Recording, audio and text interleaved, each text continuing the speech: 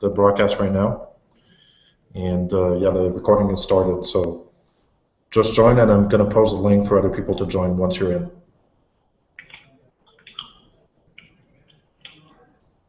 So what should I do? Just, well, you should have it in Wright, otherwise I'm going to paste the link again into Facebook.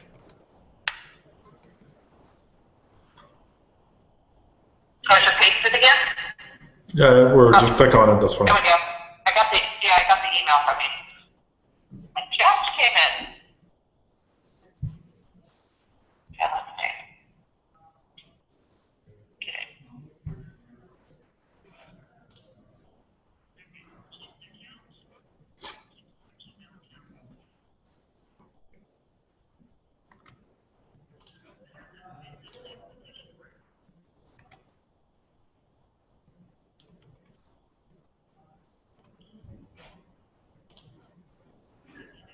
Yeah, so it's still not loading, eh?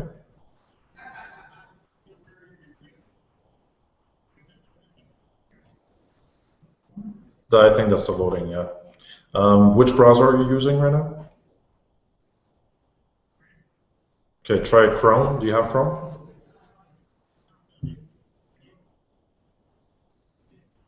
Do you have it installed on your computer? Just install it real quick, or try Internet Explorer. That might work too. Normally, Safari should work. If that icon is showing, then it should definitely work.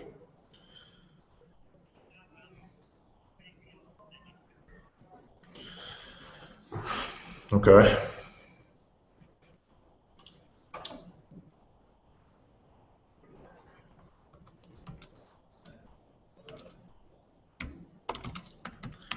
It should not be the issue. Did you get an email meanwhile?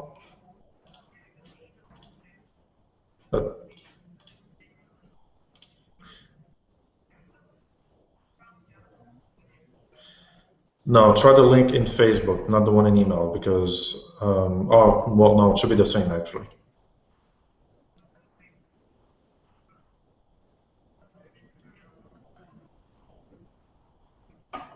What did it download? Chrome? Yeah, just click on that. Well, it's probably going to be in your, yeah, Safari has, I think, a download window, so you have to go in the menu, downloads. I'm not sure how it is exactly.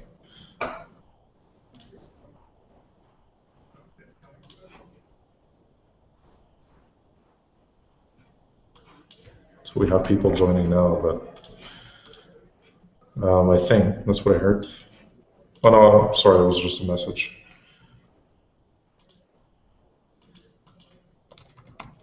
Hold on, Paulino, you can probably hear me right now. So Dana, who is our guest, is having a challenge joining the call. It just shows the quotes wiggling. So you know what that is? I mean, I'm live, so people should be able to join now. Any thoughts?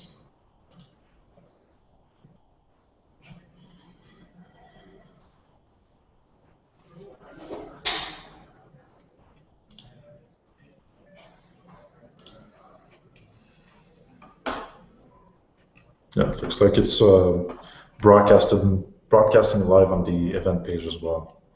So it is working, but I'm going to post a link on Google Plus as well.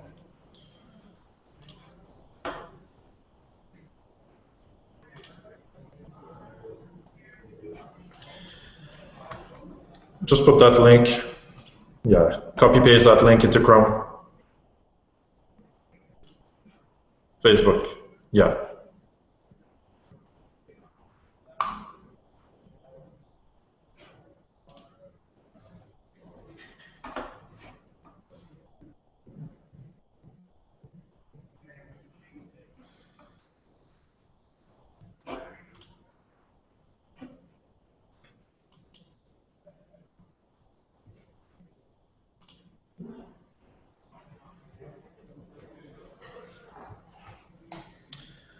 Okay.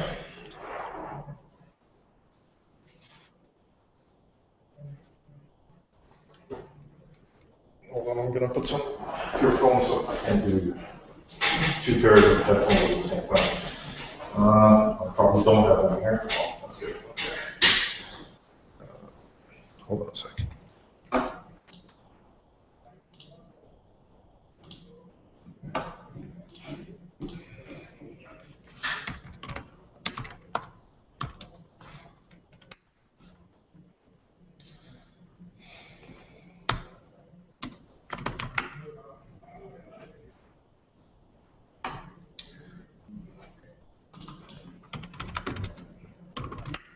So let's see if other people can join.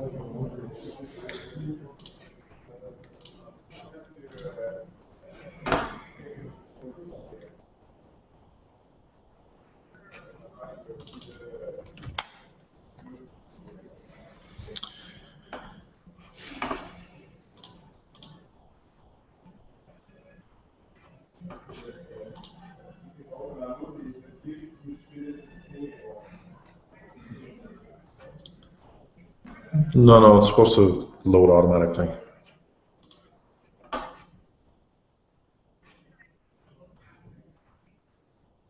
My face on the phone.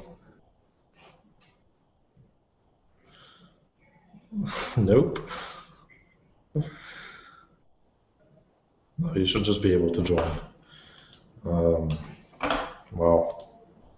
I have no idea. I'm trying to get someone else on the call here.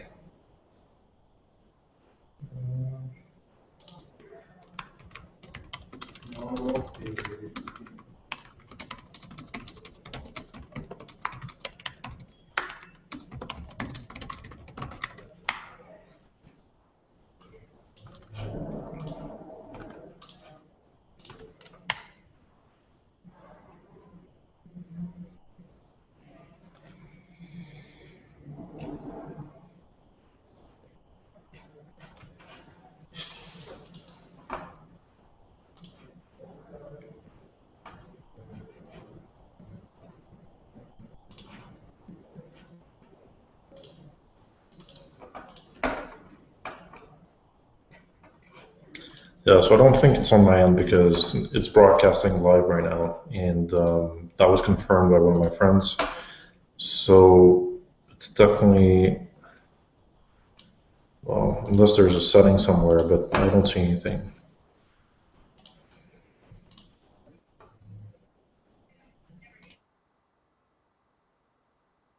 Yeah, we should have tested it before.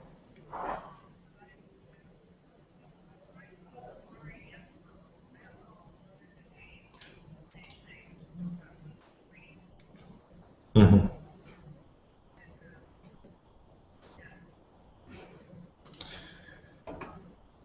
At this point, I have no idea.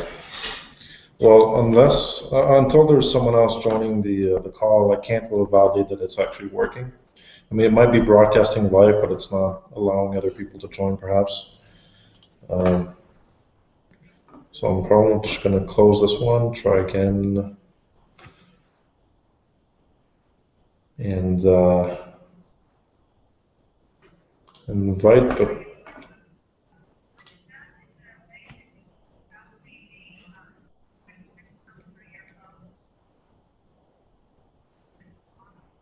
then, no, that's not going to be good enough. And plus, I have a lot of long distance feeds, so that's not going to be viable.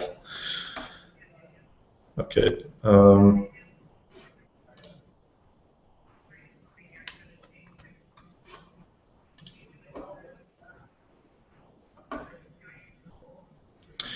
No, I mean, I can set up, I could normally set up a WebEx call. However, that's not going to be broadcast live. And my account currently suspended because they have a bug in their credit card update functionality. So I'm actually talking with support right now to get that fixed. But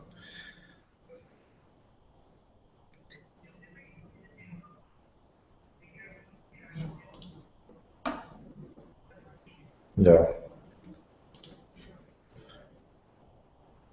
Let's just see who else is going to join. If no one is joining, it's because there's an issue, but I just don't see any reason for it not to work. Here, I'm just going to ask someone else to join. The first one I asked didn't see my message yet.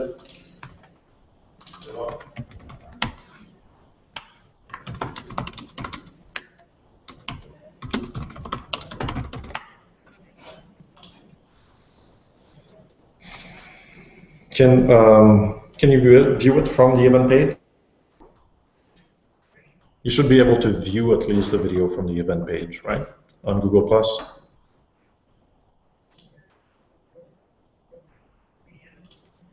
Here's a link. Okay, so I have a friend that's going to try to join the Hangout, and we're going to test whether that's working. So the link I just put is the event page.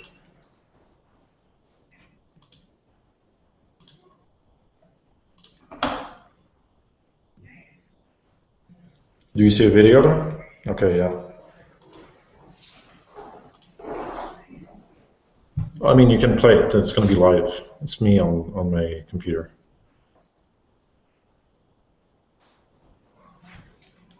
Okay, so we have Anthony that's trying to join.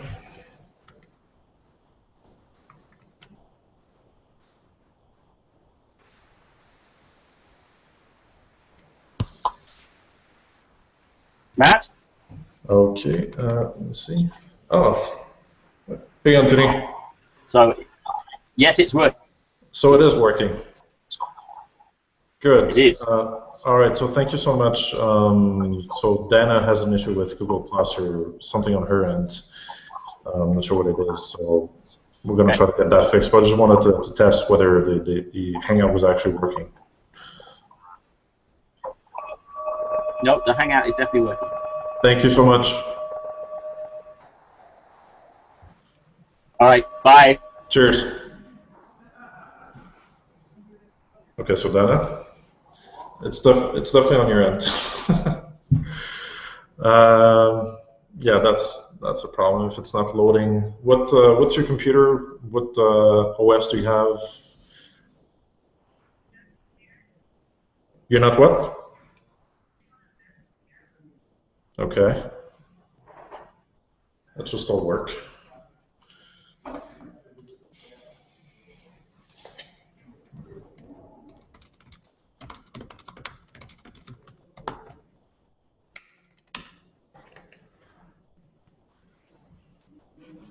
Okay, so there seems to be your camera seems to be an issue with MacBook Air. Don't have a camera. Do you have a camera on your computer?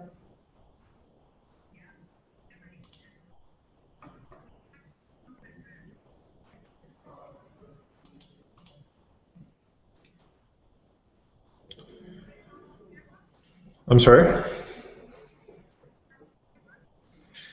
Well, definitely. I mean, if it's a Hangout, so you're going to need that camera.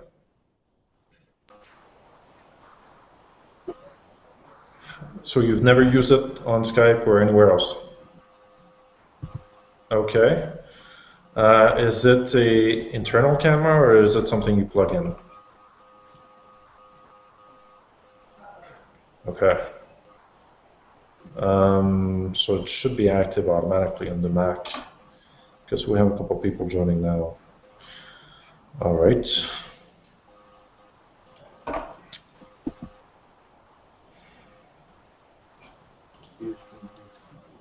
I'm gonna ask these guys if they have any ideas.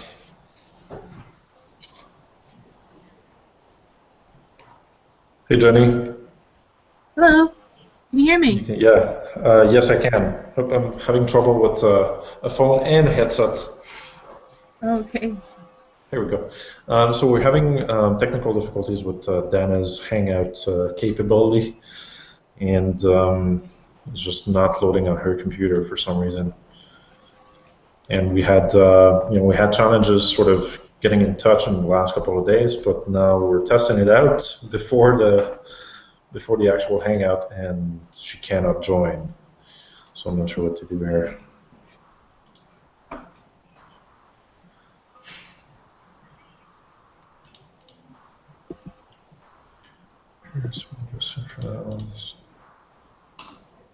Yeah, it's just you're not going to be able to interact. I'm No, cool with it's- that. I mean, we can still do a hangout, but the whole purpose was to have you as a guest and, for you to talk a little bit and then people will ask you questions. So, Can you ask questions by typing?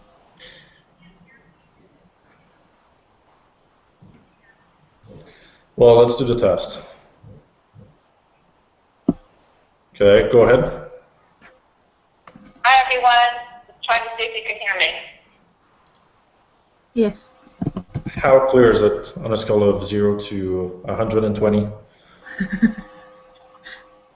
30? Okay. How about if I do it like this? Because I was actually doing it speaker, so that's probably terrible quality. How about now? I'm not even sure where the microphone is on my computer. Oh, it's probably in the top here. Okay. I'm going to try to put it close to it. Is All that this technology, and we're still holding the phone up to the microphone. Hi, can you hear me? Does that work better? okay. Jenny, you can just say Well, yes. I Can't can hear still, I can hear you type, Jenny. I can hear pretty well. It sounds good, but if there's going to be any other sounds, it might be tricky. But it Yeah. sounds pretty good just now. Yeah, I mean, we're just going to make sure that other people just mute themselves, and we're just going to go like this for now. It's very unfortunate, but yeah. Good evening. Have you in glorious Technicolor, but no sound? Is your Peter? Is your sound turned on? Because it's working for Jenny. It's definitely on your end. Your speakers, the device for the sound.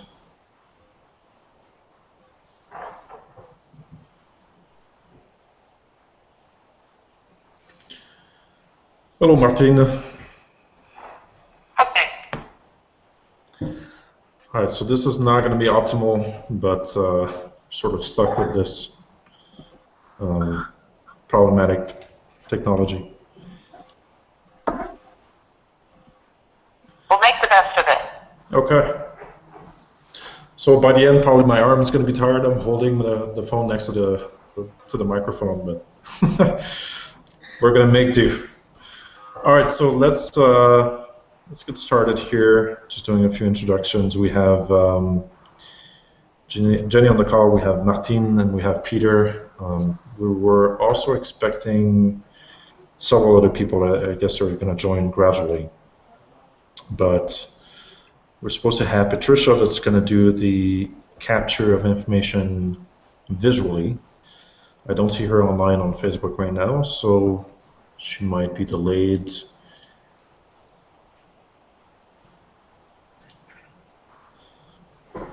So meanwhile, the other issue we're going to have is actually I should remove my headset because Dana, you're not going to hear the questions from the audience, right?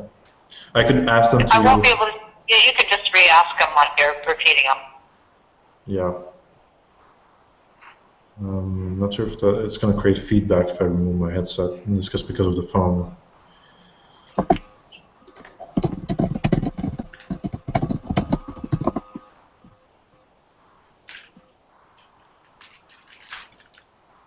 It's going to go like this. Yeah. All right. Picture, no sound, like my wife. Just like a good TV. It's like a radio. Interesting setup. So here's the phone that I'm holding to the microphone. Sorry about that. All right, so we're just going to get started. Dana, you can talk for a few minutes if you want, and then we're going to have some of the people that are going to join gradually. People are usually sometimes late, so. No worries. I'll just start. Hi, everyone. I'm Dana Wright. I'm based in Northern California, and I've had my own business, so working as an entrepreneur since 1997, since February of 1997. And Matt and I were talking, and I thought it would be really fun to share some tips about having your own business and running a business as an entrepreneur and things really that I wish somebody had told me way back when I got started. So I've made a list of things that came to my mind in terms of running a business or business 101, and then really open to any questions that you guys have. I feel like I guess there's a very high failure rate for people starting their own business. It's something like 60 or 70%, maybe even higher, for people starting their own business. And so, since I'm not one of those people, thank goodness, I'd love to share tips for why I think that might be the case. And one of my specialties is organizing information, not only visually, but just from a business standpoint. So that was what I was going to talk about. And now I just stop right there and see if there's anything else you will add. Okay. Jenny, Martine, Peter, any questions or ideas or feedback on what you just said? No, just that I can hear her well, and thanks for coming. Okay. So Jenny's thanking you for coming, and she can hear you pretty well. Oh, good. Oh, good. Thanks, Jenny. That's good to know. So I'll start off with saying one of the first 3 lessons I learned that led to some organization was when I was, I'm not married now, but at the time when I was married and starting with my business, I found out one of the early lessons was about spousal management. And this was really about people's comfort and feeling okay about change and uncertainty. And so, you know, a lot of times in the work that we do, we talk with our clients and our customers about this. But I realized that having your own business also involves how your spouse or your partner or significant other responds. And I found out pretty quickly that my husband was pretty change averse, and he did not like uncertainty. And one of my early systems is a system that I actually still use to this day. So at the time, I had a flip chart easel in my closet, my bedroom closet. And what I did was I developed this Post-it system, which was a way to track what work was coming in and what work had been billed, and gave kind of a visual assessment of where money stood. And this became kind of a big issue for being in a relationship. And it's actually remained with me to this day. I honestly can tell you I still have an Excel spreadsheet that I call income and expenses. And it's I track both proposals that I've got out, actual contracts that have been accepted, and what the bills, you know, kind of what's the amount that I've meant to bill that doesn't include expenses, and then expenses outside of that. So, for example, if I'm going to pay for scanning, or I'm going to have charts developed or something like that, I have those all across the top in a spreadsheet. And then I have actual bill amount and the date that I billed. And it's really, really helpful, because tracking, if you're in this business, oftentimes it's not because you're an accountant, and yet you have to be an accountant regardless, because you have to keep track of your money somehow, and you also have to, unfortunately, keep track of the invoices that don't get paid on time. So this Excel spreadsheet has been super helpful for me in terms of tracking not only who's paying me, but who hasn't paid me, and it gives me an easy visual to know what the date was that I billed them. And the additional things that have been super helpful is Dropbox. I have a file on Dropbox so I can access it from anywhere that keeps track of all the billed invoices, and I keep the Excel spreadsheet in there. So, for example, if I reach out to a client, I can always send out a notice and resend them the invoice from anywhere, as opposed to just when I'm sitting at my desk where QuickBooks lives. So that was a really early. I started, and Post-its work just as well as an Excel spreadsheet, depending on your level of technical skill. But just having access to them and being able to show them visually really helps in managing other people's expectations. This is hard, Matt, because it's just me talking, and I don't know what questions. So jump in if there's a question that comes up for anybody. I think one of the early things that you have to learn when you're having your own business is about time management, because I tell people you're always unemployed, and so it's a bit like being an actor. It's sort of a feast and famine situation, and so you really have to have a good sense of how you're managing your time. And somebody told me a few years ago a really great philosophy. He called it Meatloaf Mondays. And the idea is this: if you go into a diner, they'll often have a special of the day. And so if you run your business from the standpoint of having something that you do every day consistently, so for example, Meatloaf Mondays for business could be I'm going to do my accounting and invoicing and all of that on Mondays only. Because otherwise you can really get caught in doing it every day all the time, or simply not doing it at all. And so having an invoicing day, having a marketing day, having a business development day, and not spending all day doing that, but that's a focus that you have for that day, can be really helpful. Let's see. The time management, I'm just kind of going through my notes. The time management is also helpful because, again, because you're always unemployed, you really have to think very consciously about this idea of working 24/7 versus downtime.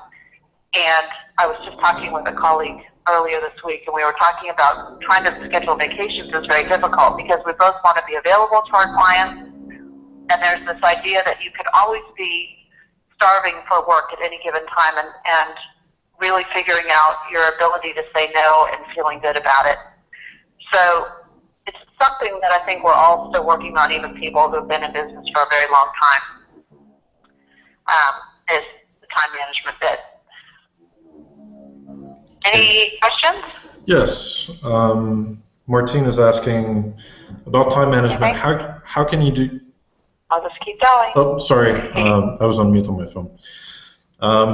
Martine is asking about the thing you mentioned of doing one day focused on, let's say, invoicing, or another day on something else. How can you do it while you have to stay available and flexible for clients? So this is obviously not when I'm out with clients, so it's not when I'm on a client site. So for example, this week I was gone on Tuesdays, so if I did marketing on Tuesdays, then that wasn't happening that particular day. But it's more of a general rule than a hard and fast thing that you have to do. It's really just to create some sort of structure for yourself, because again, as I said, the time management is really difficult as a self-employed person. I mean, we're lucky in that we can go run errands and go to the grocery store and go exercise all the time, and yet if you focus only on that and not doing the business stuff, then you'll find yourself falling very far behind. And we tend to do the things that are fun and interesting and procrastinate the things that we struggle with. So it's really just creating some structure for yourself. So really, I'm a really big believer in the power of mini Post-its. And so putting out all the things that you need to work on as a business, so things like marketing, things like invoicing, put all the things that you both like and don't like, but are really important for your business development. So making phone calls, writing proposals, doing web searches, writing blogs, all those things. Like put out all the possibilities, kind of like you're facilitating your own little mixed meeting with yourself.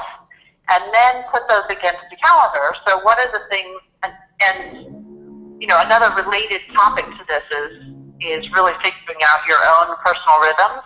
So I've found I happen to be really good at night. My brain is really alive and on fire, and so I can do a lot of things at night that other people really are too sleepy, but I'm not a super morning person. So figuring out what your own rhythms are and what are all the things that need to be done and when are you going to be best suited to do those different things. So honestly, for me, Monday mornings is a good time for me to do invoices because I'm a bit groggy from the weekend and a little distracted, and so invoicing is a very straightforward thing. It shouldn't require a lot of creativity, and so I tend to do invoicing on that day. Okay, Other questions? Sort of following the flow of your energy and when you know that you're most productive. Exactly. Okay. Yeah, just figuring out when you're most productive. So the other really important thing to remember is figuring out early on how much is it that you actually have to grow. So in other words, there's two levels of income, unfortunately. There's the gross amount, there's the amount that you have to make before taxes, and then there's, sort of post-tax, once tax has been taken out. A lot of clients don't understand that if you bill, $2,000, the government, at least in the U.S., is taking about 30% of that. So you're not making that amount, you're making a significant portion less. But it's very important to figure out what that gross amount is and what that net amount is, because that takes you back to what you feel comfortable in asking for in terms of your rate. And also, it gives you a better idea of how many billable days you actually need to have each month in order to clear your gross and your net amount. And I was not an econ major. I was not an accounting major. I kind of glaze over when people would use numbers a lot of times. So this has been a big learning curve for me. And it was very eye-opening when somebody said, really you need to do 10 to 12 billable days a month in order to clear your gross and make what you need to make. And that's just what you need to make, not over and above to make you comfortable or take nice vacations or anything. It was just a base level amount. And the reason I think this is helpful on two levels is, one, because you need to be able to pay your bills. And secondly, because going back to the setting rates, I know that if I take a job and somebody says, oh, we don't have a lot of money, or we can't pay you a certain amount, if you take that job, you are actually undervaluing the gross amount that you have to make. In other words, if you take a job that's half the rate that you normally bill, because either you're feeling desperate, so that's within you, or somebody says, we don't have the money and this is all we have and it's a non-profit or whatever it is, the trade-off is you have to remember, it's a gamble. So you could have just taken a job and made, say if you bill $2,000 a day and you took a $1,000 job, you may have locked yourself out from a job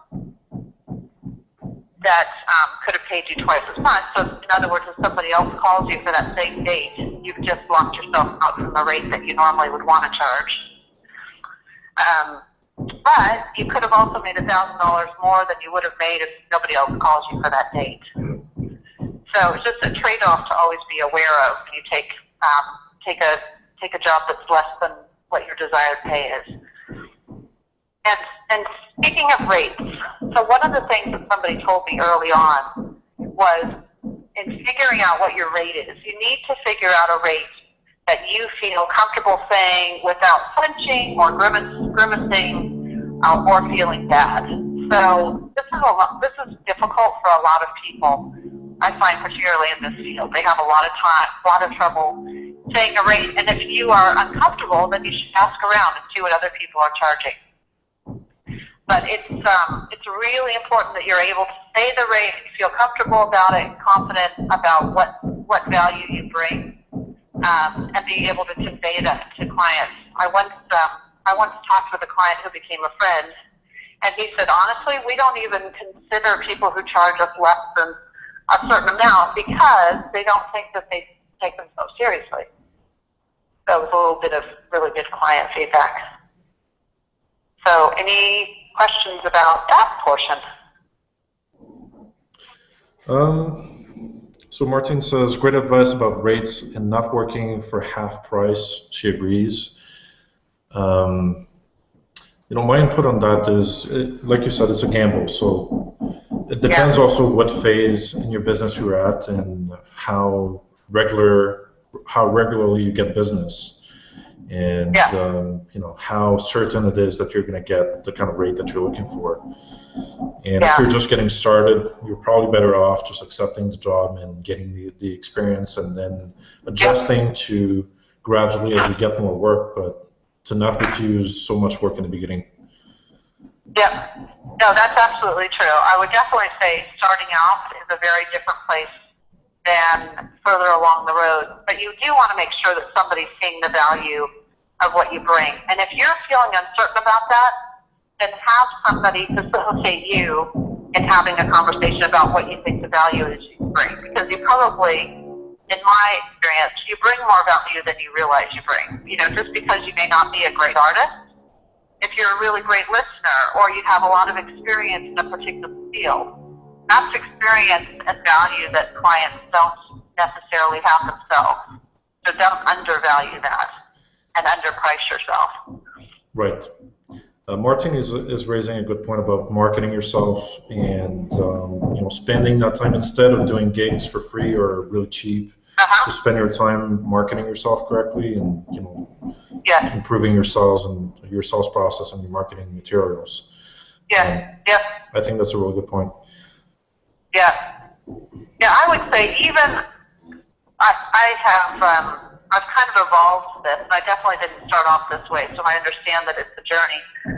But I have definitely started, still oftentimes, still to this day, I get clients saying, oh, but it's such a good cause. And my thinking is I want to choose the causes that I decide to either volunteer or lower my rates for. I'm not having a client bully me into it. So their good cause is always going to be their good cause, but it's not necessarily my good cause. There's a lot of good causes out there, but I can't lower my rates for all of them. Otherwise, going back to that gross and net pay, I'm always going to be scrambling because I've been a nice person. Mm-hmm. And that's not necessarily good or fair to me. So I'm going to talk a little bit about, I call it the case for professionals.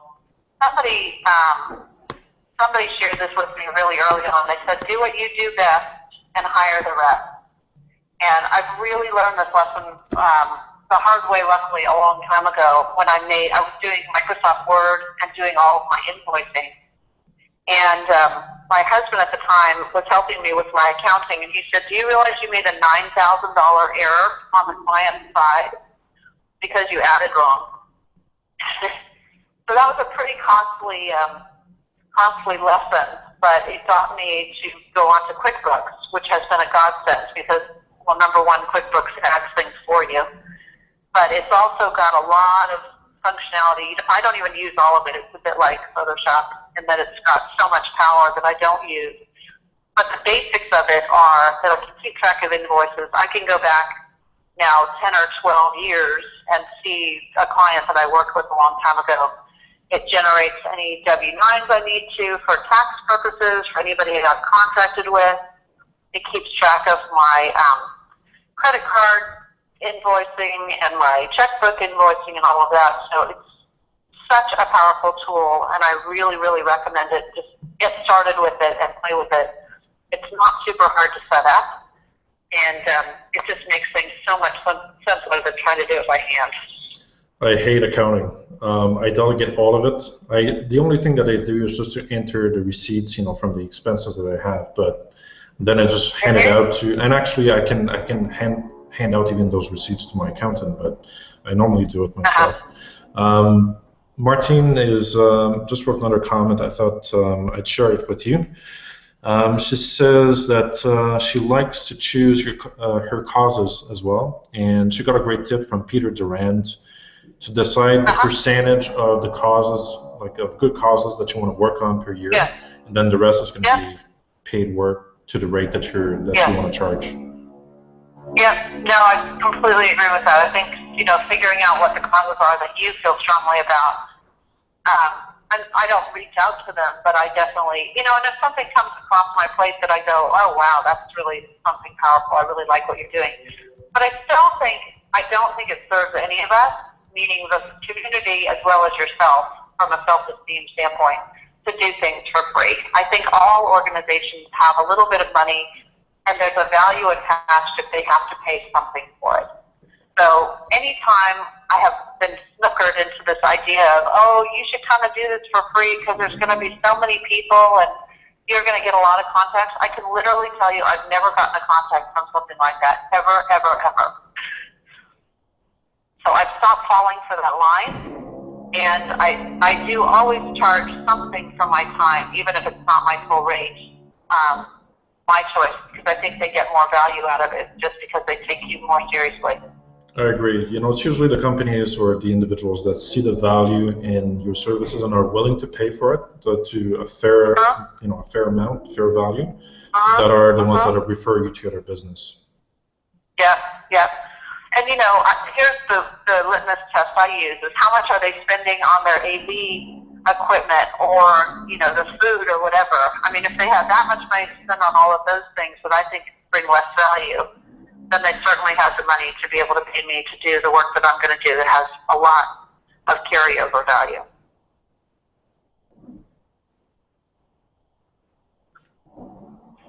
So a little more on Business 101, so these are some of the things that I had to learn kind of along the way, is this whole idea of, at least in the U.S., anybody who does subcontracting work for me, so that's whether I use a graphic designer to come up with templates for me, or I have other graphic facilitators or graphic recorders who go on a job with me, I always have to get a form, a 1099 form from them, so I have their tax information. However, there is something in the U.S. that if I pay somebody under $600 in a calendar year, then I don't have to generate a tax form for them at the end of the year. So somebody can, and this means for you too, if you do work for a client that's under $600, it doesn't have to be reported to the IRS. So just something to know. There's also in the U.S. Something called the IRS mileage rate, and so there's a standard rate you can always look up. And so if you travel to a client site to do work, you can use that mileage rate. It's great now with MapQuest. You know, you can type in your original starting place and your destination, and then figure out the mileage and calculate the mileage rate. You can add that in. And I got this great kind of tip the other day. They said, what do you bill for? You bill for things that you wouldn't have ordinarily paid for or done. So I love that. I love that framework, because when I go and think, well, should I bill for this? Now I think of that and I think that's such a great way to, you know, sometimes I think, oh, I shouldn't have billed them for this, you know, this breakfast. And I think, well, would I have eaten breakfast at the San Jose airport otherwise? No. So that's something that I bill for if I'm on my way to a client engagement. Let's see. What do I say? Separate credit card business. There's a really great new tool you guys may know about called Square, which is a couple of the companies are making it, but it's a little device that you can put on your phone, and setting up a really quick account allows you to take credit cards. So if there's ever a time, it doesn't happen so often, but if there's ever a time that you're doing a gig that's not, you know, requiring a purchase order, you can share this with your clients. It's a good way to get paid quickly. And if you have any things that you're selling, so if you have any, if you have a book, or if you have a model, or if you have a template or something, you can bring it on site and sell it that way, and then you can quickly kind of collect the money. I think they charge I think it's just under 4%, which is nothing, you know, if you're talking about $100, like $4. And a great way to collect money on the site as opposed to waiting to get billed for something small. So that's another thing to know. Before you move on to the next item, yeah. I have a couple of comments on the event page Please. From Sheila, and she says, great job, and she can hear you and she can visualize what you're saying, a little smiley, and if you're on the event page, you can say it yourself, but I thought I would share those comments. And she said, determine your value and don't take less for your time. She agrees with that, so I think that's universally agreed. But I can understand, and I've been there, how it can be hard, especially in the beginning. You're getting started, you're struggling financially. It depends what your background is, and if you still have a job, you know, something full-time or contracts that help you finance your business. But it can be financially difficult, and you accept pretty much anything. It lowers your value, and clients will sense that, and they will, you know, feel that you're more needy or less valuable, and it sort of affects your whole business. Yeah. And here's a great point. Here's a question: do you bill for original consultation? when you're deciding to work with the client, and do you limit that consultation time, such as an hour? That's a great question. I don't typically. Last year I wrote a book, and I worked with 2 different graphic designers. One graphic designer literally tracked my time like he was a lawyer. And so every email that he sent out, every phone call that we had, every time he was thinking about the project, he bills me. The other graphic designer, who I work with on a pretty consistent basis, probably underbills me. She probably bills more like I do. So I think there's 2 philosophies. And I'll tell you honestly, I tend to work with the people who think like I do, which is, I'm going to bill you for the big chunks of work, but if we're sending emails back and forth or we're having a quick phone call to settle on the scope or something, I'm not going to bill you for that. And, again, it's 2 philosophies, 2 different schools of thought, but that original scoping job I think of as, this is you deciding whether you want to work with me and me deciding whether I want to work with you. So if we're not really, framing out the agenda or thinking about the process or doing some in-depth planning, I don't tend to bill for that initial call. But I do bill past that, but I have kind of a set formula. When I worked in training and development, and then now working in more process consulting, I think of probably it's about a half a day of planning for doing a day of work.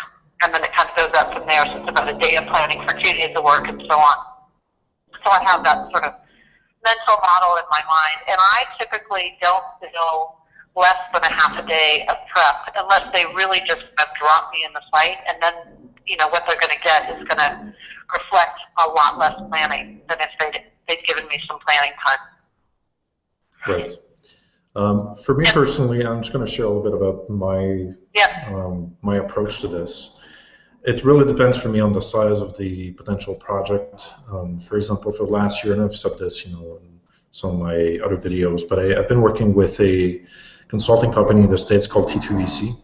They're a venture capital firm, and they do consulting in different countries, and they do workshops. And by the way, they use a lot of graphic recording. They've organized a Global Innovation Summit, which I was at in San Jose in February, and they had several people doing graphic facilitation, graphic recording in front of the rooms, and sharing these boards afterwards. And so for me, for a contract, this one has been lasting for about a year. This first project with T2VC, but we have a bunch of other projects coming up in the next months. So my free time investment was much larger than I would normally do in any short-term project. If I'm just doing a session or a few sessions on business modeling or some other visual facilitation or mind mapping or whatever it is, if it's more short-term, usually I will give less free time. It's going to be more of maybe a Skype discussion for half an hour, just getting to know each other, what their needs are, and then to do the sessions. So it depends on the size of the project. Yeah, absolutely. Yeah, it depends on what you're gonna get out of it. I agree. And Matt, going back to the point you said earlier, I completely agree. If you set your rate too low, I kind of look at it as the fee setting is about a gulp test. So you're going to be able to say it, and there's a little bit of a gulp because the client recognizes your value, but the trade-off is if you can say it with a straight face and not flinch and wince and get embarrassed or try to negotiate right away, if you can say it, you'll be a lot better off because it's really hard to raise rates. So once a client brought you in, they think that that's your rate forever. And so even if you go in at a reduced rate, always on your invoice, put special reduced rate one time only. Don't make it that won't even cover you, but at least it puts your client on alert that that's not your standard rate. So I think if you can do it, challenge yourself to give yourself more than you think you want to, more than you think the client is going to go for, but you'll be better off in the long run, if that makes sense. Because It's really hard to raise rates. It's always easy to discount rates, but not easy to raise your price. And I don't remember where I got this, but I think it was actually from Sasha Chua, which is a sketchnoter, and she comes from the more IT background, I believe, from IBM. And she was saying that I should never, that was earlier on, but I should never give something for nothing. Well, in the sense of, for example, if they ask to do a session for free or do something cheaper, or they ask for something extra, then to have some sort of negotiation and not give it too easily. You know, I tend to be, you know, a nice guy, and I want to give, and I want to put them on my side and make sure I get the business and so on. But it doesn't necessarily play to my advantage. So I've learned to value my time and my services better, so that I don't just give things for free without any, you know, for example, on a website, you would get an email address out of a free ebook. That's an example that applies also to when you're doing something face-to-face or a session or something like that. No, totally agree. You know, along that line, I think it's really important to convey a certain level of professionalism, and by that I mean, like, get business cards and don't print them yourself. I mean, there's so many cheap resources for printing cards. You know, get somebody to print a decent set of cards, carry them everywhere. I've learned this lesson more times than I can tell you. Have some stashed in your wallet, have some stashed in your luggage, because inevitably there'll be a time where you run into somebody on an airplane or in a car or something, and they say, "Oh, do you have a card?" And you know, I'll get caught out and I don't have a card with me, and it's really embarrassing. So get the cards, put them together, you know, make them look as professional as you possibly can, and hand them out just ruthlessly. I'd say the same about a web page, just having some sort of web presence, because people do go to look at that to see, you know, if you're in the graphics arena, they want to see what your graphics are. I had a recent experience with a colleague of mine who is a fabulous graphic recorder, Emily Shepard, and she doesn't have a web page. You know, she's talked about, I'm going to get to it, She's not super technical. And the client said, from the stuff he could find on the web, because she didn't have a web page, she said, well, I'm not sure about her graphics. And I'm like, oh my God, she's one of the best graphic recorders I know. And I laughed because, you know, it's all because she didn't have a web presence. So spend, you know, you don't have to spend a fortune. Just put something up there so that they, you know, it shows that you actually are committed. You didn't just decide this yesterday afternoon on a walk that you were going to have a business. And taking it a bit further, you know, writing a blog, just showing the things that you're interested in or some of your work. It just helps showcase the stuff that you do. Facebook page can do the same sort of thing. That you do a great job with this. Right. We have another comment from Jenny. She agrees in using your invoice to detail all things you've done for your clients, so they know your full worth, even if you're giving them more than you expected. So even if you, so from what I understand, Jenny, even if you put things in the invoice that are free, it's still things you would put on there to increase the overall value of that service. Yep. And just to add a little bit back to the invoicing, so there's kind of conversations and two schools of thought about billing for travel time. I happen to be completely on the bill for travel time, and I bill a half-day rate. So in other words, if I'm traveling across the country, I'll bill for half of what I would normally charge for that day. And the mindset behind that is I've lost that day to do any other kind of real client work. And so I don't want to bill the client for a full actual day, but I have to charge something for the lost time that I have. And this is a fairly typical practice in the consulting world. So if people push back on you, say this is done in all the big consulting firms, Deloitte, you know, the Ernst & Young, et cetera. So it's not an uncommon practice at all. The only time that I'll do something maybe slightly different is, for example, I just flew this Monday down to San Diego to do some work. And for me, that's an hour and a half flight. Now, you could argue, you know, between the amount of time it takes you to get to the airport and go through the airport hassle and all that, and then landing on the other end, that is half a day. But at the same time, for me, it's like, yeah, but it was so easy for me to do, you know, and there wasn't a time change and things like that I just simply don't bill for it. And a colleague of mine, he will actually build a quarter day for things that are a little bit more of a stretch. So if there's a time change involved, he'll build a quarter of a day. So it's really kind of on you to decide what feels right. But for me, if I'm going West Coast to East Coast, I don't have any qualms at all about billing a travel day. I don't, though, bill a travel day returning. So I don't have even if it's, because I'm usually getting time back in my favor. And if I leave first thing in the morning, I have most of the day. So I look at it as lost time. Mm-hmm. So. Okay. Do you know about Cargo Collective and Behance to put your portfolio for free? That was a suggestion from Jenny. Sorry, say again? It's called Cargo Collective and Behance. Oh, Behance. Yes, I've heard of that. I don't know the first one, though. Hey, Jenny, do you have the URL of this thing? Would you mind pasting it in the chat or the event page?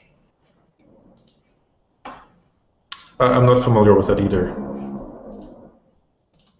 Yeah, there's a couple of sites that you can go and post charts that don't have to be web pages.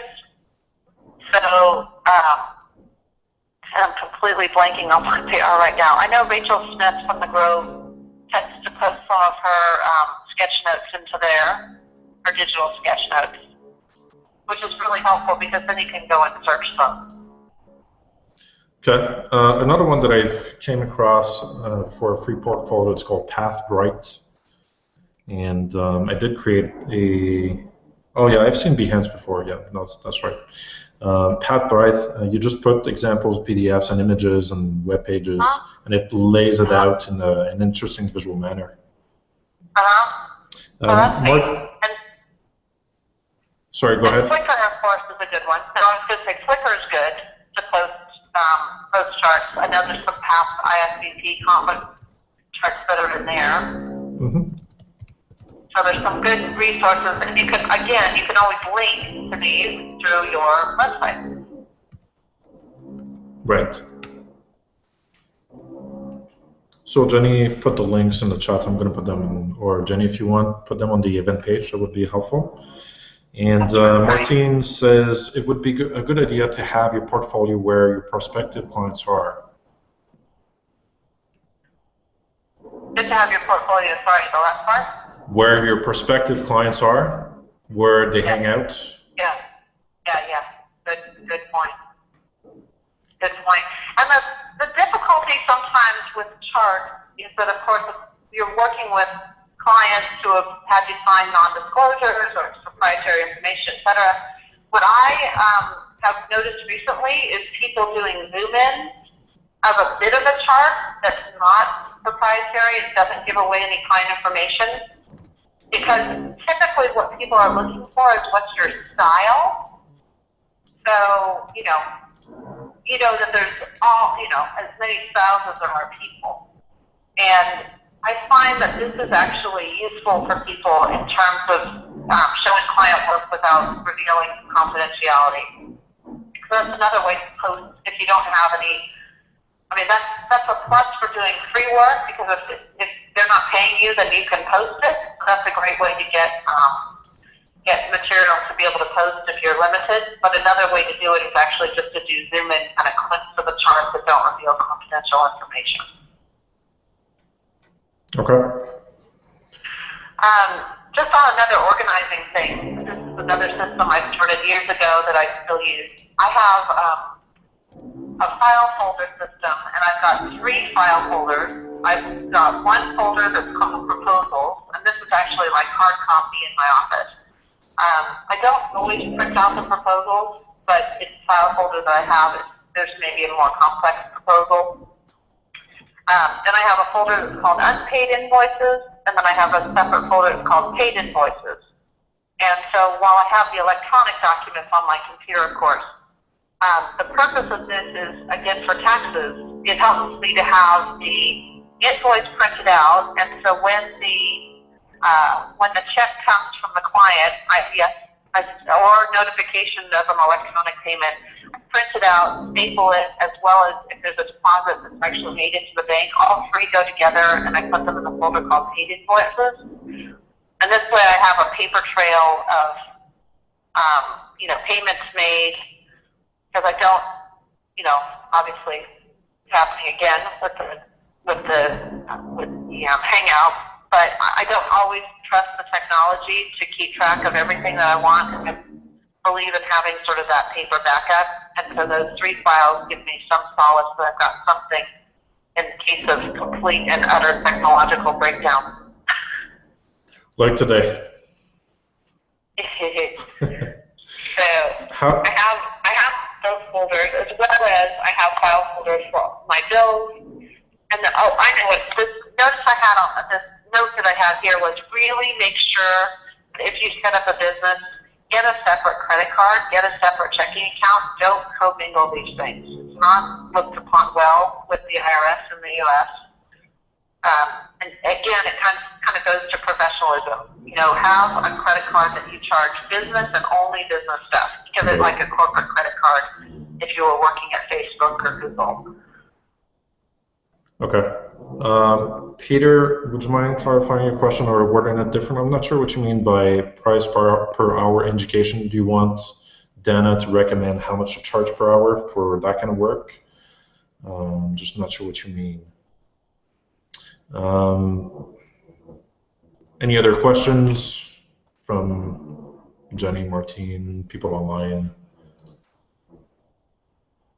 Thanks, Jenny, for posting the links. Oh, I had a question for you, actually. How do you organize the client files, the work you do for them, and the just the drawings and everything else, really? Yeah. So the things that have become like my absolute best friends are Evernote and Dropbox. So when I have this is me and my own little system. So I have these hard copy. I have these file folders that are brightly colored, and I've reused them for 16 years. And I put a piece of white artist tape on the top, and I put the name of the client and the dates that I'm doing the work, and any sort of hard copy information like the agenda, any sketches I've done, the charts we're going to do, etc. I have those all in a folder, and I show up, and my colleagues always say, wow, you always look like you're so organized and professional. I'm like, I used a piece of white artist tape and a Sharpie to write the stuff. But at least it's all in one place, and I can kind of pull out that folder and have the client information all together.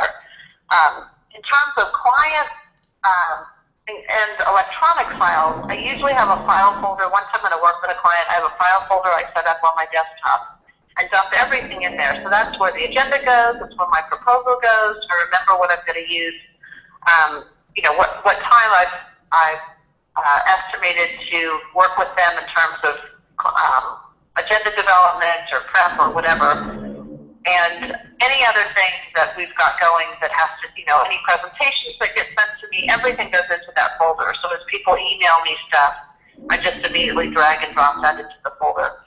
Do you share that folder on Dropbox directly? No, I keep that on my desktop. So that stays on my desktop, and then once we've actually done the work, then I create a folder in Dropbox, and any digital files of the chart are put in that folder and shared with the client. So Dropbox becomes, sort of the sharing mechanism I use, and then it's always there. So if I have another client that I want to do a similar format or something, I can look back and again, the accessibility from anywhere, so I can be on my phone at another client and go, ooh, I have this great template that they used for such and such meeting, and I can go in there and quickly find it, which I love about Dropbox. Evernote I tend to use for just putting all the client information, again, because it's a sharing mechanism. It's available both on my computer and my phone and my iPad. I drop in everything to do with the logistics. So when I make an airplane reservation, I drop that information in a file folder on Evernote.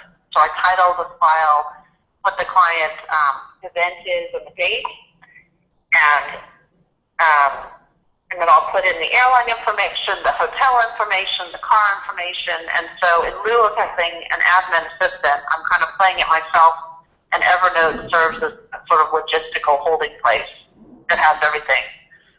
So I'm not putting it on my calendar on my phone, I'm putting it on Evernote because I have a bigger screen to use on my laptop than I do on my phone, but at least I know it's not on my phone if I'm, you know, in the field and going, God, did I rent through Avis or Hertz or Dollar? Right. It's going to be synchronized automatically, and you can search through it. Exactly. Exactly. Okay. So Dropbox is to hold my documents, my charts, and any reports that I pull together for a client after an event, whereas Evernote is more the logistical pieces of an event. Interesting. Yeah. For myself, I'm using Dropbox extensively. Actually, all of my business files and even some personal files are in Dropbox. And I find that it makes it extremely easier for me to share really quickly files that I need to share with clients or colleagues. That's awesome. They're systematically shareable. So as soon as it gets uploaded to Dropbox in a second, I can just right-click, share a link, give that to somebody. Yeah. It's also where I'll tend to put samples. So samples of my work go in there, and I'll have a folder called that. And, you know, a photo, like a bio, all of that's in there. So it's shareable from wherever I am. So Matt, I was lapsed in my in this week, but all of that type of thing that I think, what do clients ask for that I'm not always at my desk to be able to send them, that I could send them mobily from a Dropbox file. So that tends to be the tax document, that tends to be a bio or a photo or sample work. And if you have a folder just called sample work, it's really awesome to be able to send that to a client from Dropbox. True. As far as Evernote is concerned, for me, it's serving mostly as a repository of blog post ideas as well as some inspiration of graphics that could be interesting for me to think about and incorporate in my business. I do have some other notes in there that are sort of random. I also use Chrome's bookmarks simply to put the links to my clients' websites and some websites that are of interest or that I need to access often. And everything else is just in Dropbox. And I'm also using Nearly quite a bit for brainstorming. And when I need to collaborate, I'm using both Nearly and Google Drive. So I've been actually testing Google Drive a lot with David, who's a long-term friend. He's helping me with sales, marketing, and copywriting. And so we're creating the copy together. Well, he creates the draft, and then I review, put comments, we edit together live on Google Drive. So those are essentially the tools that I use to work for myself and my business, but also to share. And my to-dos are in Google Calendar as a day event, as a task. Well, they're in the day section, but as a task, and that's how I work. Yeah, technology has definitely made it much easier to do a lot of that type of sharing. It's great.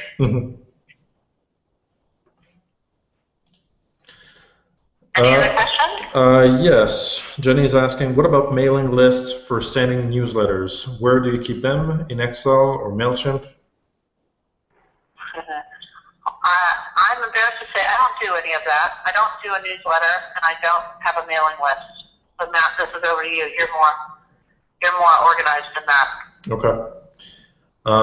Jenny, I can answer for myself. I'm currently using MailChimp. I used Aweber in the past. I might go back to Aweber at some point. It's more robust. MailChimp is free to a certain degree, and so far I have several campaigns in there. I have one that gets sent every morning for new blog posts. I have to get it fixed. It stopped working recently, but there's that. And whenever I'm trying to keep in touch with my list, which I haven't done in about a year, so I'm getting back into the groove of that.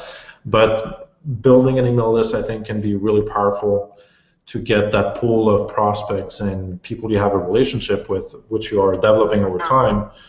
And whenever you have an offer, you have people to offer it to. and they're going to be a lot more responsive than cold calling, cold emailing, social media. Well, social media ads, I would say, because social media normally you would have a relationship with those people as well. So MailChimp, I think, works well because when people opt in, then if you want to send them an email through a campaign, the ISP will not block your email, whereas if you're sending it from your own email, then that's more of a problem. You're going to be marked as spam a lot easier, a lot faster. Yeah. So it's better to go through MailChimp or Aweber or these kinds of services. I mean, a colleague of mine says the goal really is to be building a tribe.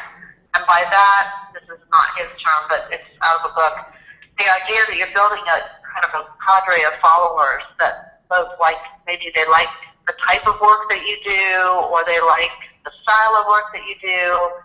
And people are always saying, well, how do you get clients? And for me, clients is really word of mouth. So it's usually somebody who's worked with me or heard of me recommends me to somebody else, or I'm always amazed at how long people have kept a card and they call me 10 years later and say, hey, I don't know if you remember me, and of course I don't. But, you know, it's really trying to build a tribe, and so if you think through that mindset, how would you build a tribe? What's going to be the most effective way to do that for the audience that you're trying to appeal to? So, you know, I think of that also for myself, for working with a lot of nonprofits, and three things. Is that where I'm going to attract the people that I want to be working with? And generally speaking, you know, there's lots of people who the answer for them to that question is yes, and for me it's no. That's not typically the audience that I want to appeal to, and so I don't really feel bad saying no, and I don't typically attract that kind of work, to be honest. Okay, fair enough. Guys, we're approaching the end of this call. It's 1:59 Eastern time. Not sure what time zone you're in right now. Most of you are in the States. So if you have any other questions, what I suggest that we do from now on is just to post them on the VTH community for Dana, addressed to Dana, or to have a conversation on the topics that we discussed today. So let's keep having the conversation on the Facebook page, the Facebook community group page, and Google Plus community, as well as the website visualthinkinghub.org. I'm going to post a recording of this Hangout online on this website, so you can use a comment section below the video to have a conversation there as well. Dana, thank you so much for, you know, even through technical difficulties, to do this Hangout with us. Exactly. I think we did pretty darn well, given that we had such technical difficulties to begin with. I agree. I think we managed to do something okay here, and you have thanks from the people. People are thanking you in the Hangout here, so thanks, guys, for attending. I hope it was useful. It was. I learned a few things as well, and it made me think about my own approach, and let's keep talking about all of this together in the community. Yep. All right, you guys, thank you for hanging in there. Cheers, everyone. Bye. Bye-bye.